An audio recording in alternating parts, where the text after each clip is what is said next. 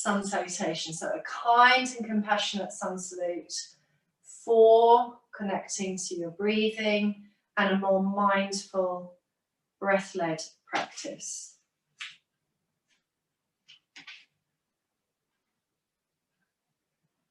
Upward salute as you breathe in and exhale and stay here.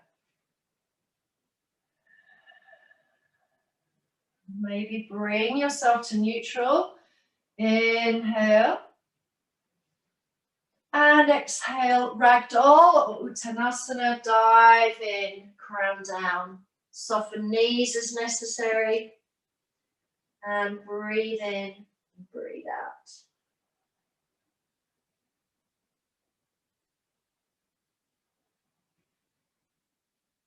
Now we're striding the left leg back because we're on our second side. So right ankle is below the right knee. Soften your left foot. Release your knuckles or your palms. And relax your hips. Inhale, exhale.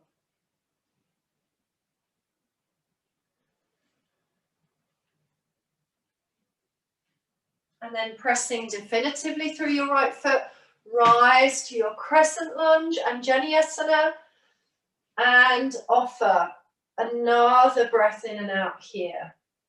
And we're really trying to observe which poses allow good breath connection and which poses find that the breath has changed its shape or quality.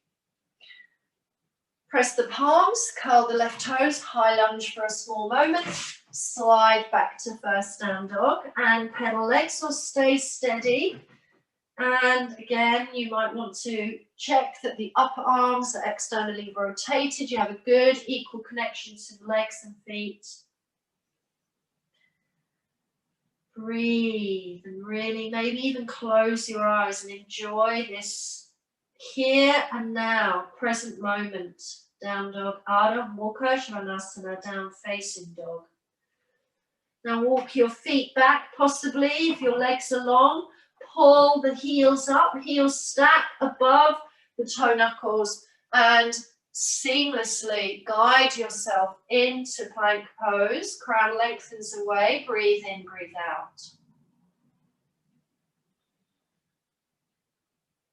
And muscles are really hugging up in that pose, of course, and really working to protect your bones and joints.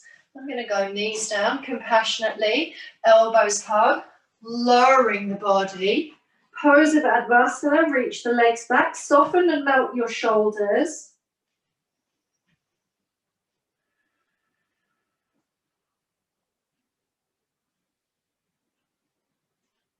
And finding pose of Cobra or Sphinx. Once you're in Bhujangasana, Cobra pose or your Sphinx pose, elongate and find mindful breath.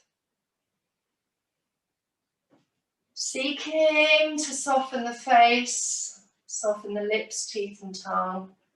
Softening the eyebrows, temples and forehead. And releasing, hands under shoulders, child's pose.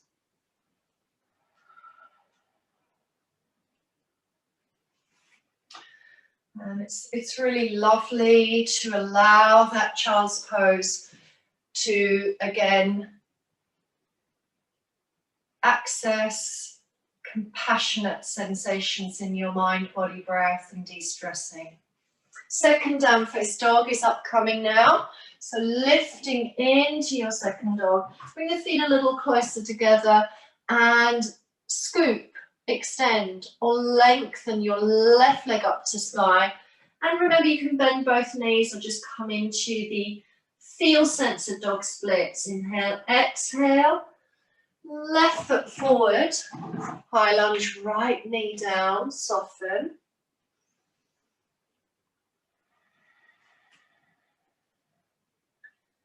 Where are you feeling that breath in your torso, in your lungs, perhaps in the belly? And then if you're adding in crescent, rise, lift shoulders above hips, Soften the pelvis, or of course lift the pelvis higher. And breathe. Encourage conscious nasal yoga conscious breathing. And then release, big circle, hands to top of mat or fingers curled, back toes, high lunge, step forward, ragdoll or uttanasana.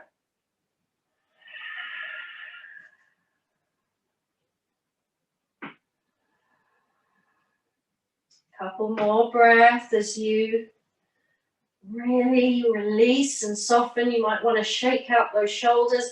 And then light tone in the belly as you press through equal feet. Chin to chest. And slow and soft and sensory stacking as you roll up. Keep looking at the toes. Once you feel stacked, lightly float the head and roll the shoulders. And you've come back to stand. And quietly join the palms into Pranamasana. Close the eyes. And when we use Surya Namaskara, the sun salutation, in a faster vinyasa flow, it does, of course, have grossly wonderful benefits, great wonderful benefits for the physical gross body. But how can we find the pranamaya kosha? How can we find that energy body? And sometimes that does require a little more conscious, slow connection. And it also invites stillness. So let's stand a few more breaths here as we perhaps recognize our breathing habits. Are we caught in a shallow, stressed compartment of breathing in the nose to chest? Are we managing to create a softer vessel? How are we containing our dis-ease or our unease? Is it that we contract? So oftentimes concern, anxiety, fear and worry will cause this exact thing. It will cause the muscles and the body to curl and squeeze and tighten.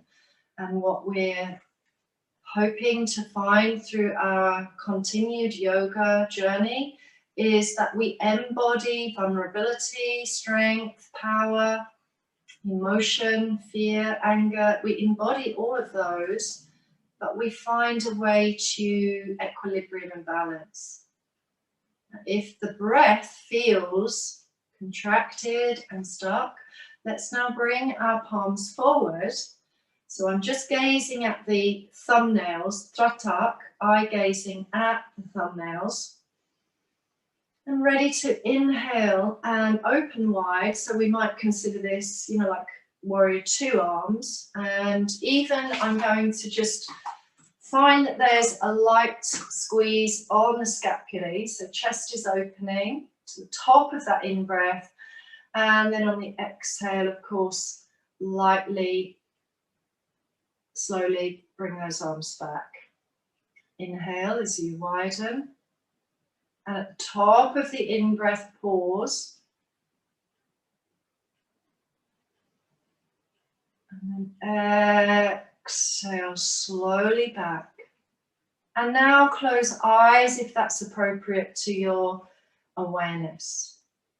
If it enhances your experience, close your eyes.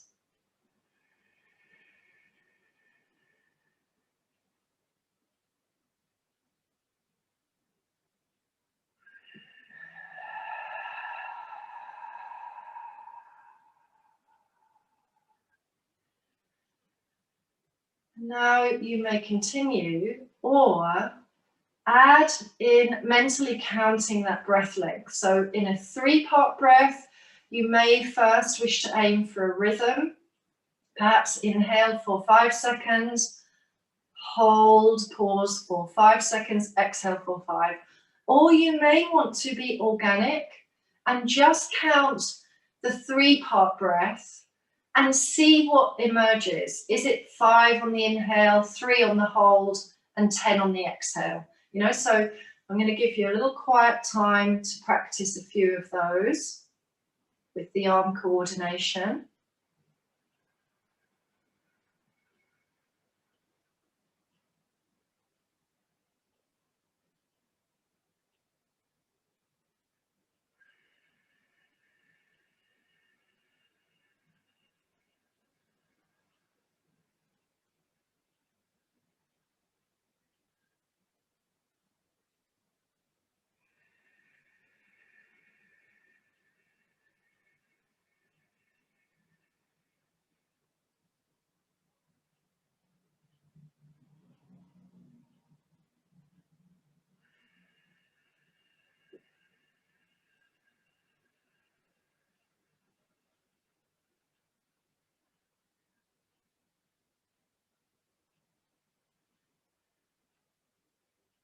And then no need to hurry, just finishing the cycle that you're on of the 3-part breath. And relax arms, give the hands, wrists a little shake, and breathe naturally without any counting. Soften your knees, make sure you're not standing in mountain very rigidly. Perhaps eyes close again.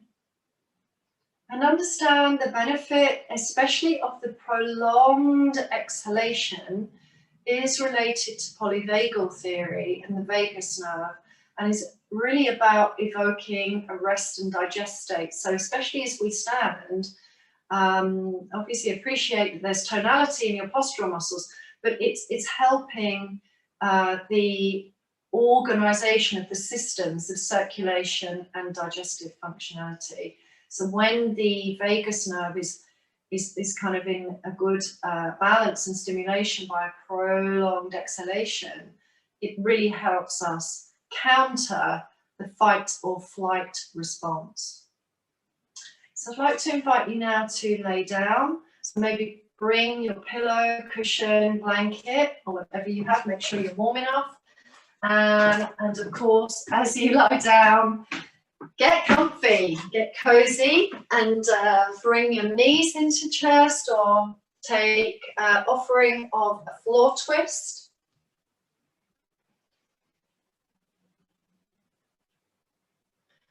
And when you lay down, allow any other instinctive, intuitive movements to take place. Remember, I said at the beginning this week and in classes that we do know our bodies extremely well. We know our mind, we know our mood, energy, and emotion. So have more trust in your yoga felt experience of practice and in your body mind.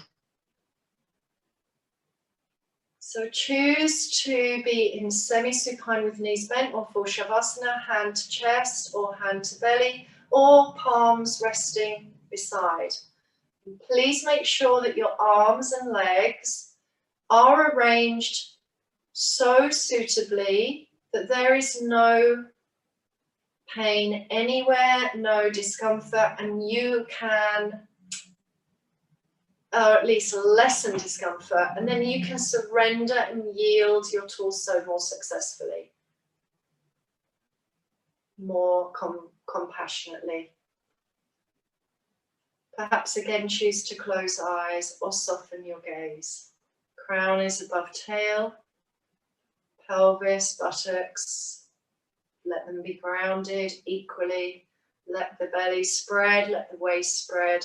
Try to soften those larger muscles in the back, the shoulder blades, and also pay attention to smaller areas like around the mouth, corners of the eyes, between your eyebrows. And let's linger now at the space between the eyebrows. This is an esoteric practice. Of course, there isn't an actual dot there or a circle or a muscle. So it is an energy center in yoga called AJNA, often known as the wisdom or command center. Center of intuition, creativity.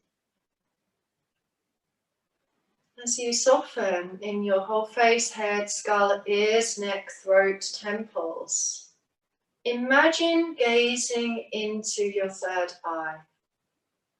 And you might even move your eyes towards that place. You might slightly have your eyes look up a little bit, but it's easier to do this, it's softer to do that if your eyes are closed. Now let's really, really closely focus there. Let's draw a circle there. I'm going to invite you to welcome the color of that circle. But perhaps it's black or white or grey, that's fine. But if you have a color coming through, then welcome it without judgment.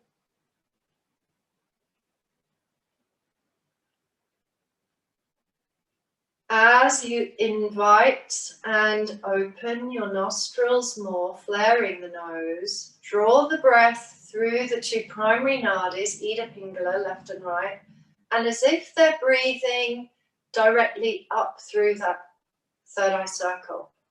So the channel of breath is coming up through the nasal passages, and I now have a feeling sense, as I'm sure you do, of a triangle. So from the tip of my nose, the base of the triangle, the two nostrils, coming up to the top of that little pyramid triangle is the circle of the third eye. Can you visualize two full, nurturing, soothing streams of prana flowing in through those two nadis and meeting at the circle? The circle is open.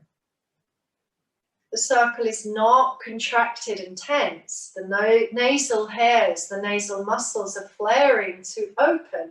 So we actually have three channels.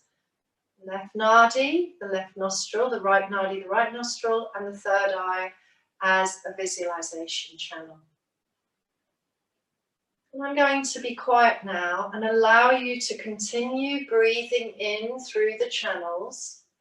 Imagine also the sinuses and the facial skull bones having an open space to receive more breath energy. Imagine also and felt sense of the inner mouth and the upper palate, because this is also one of our diaphragmatic regions. And the olfactory senses are very, very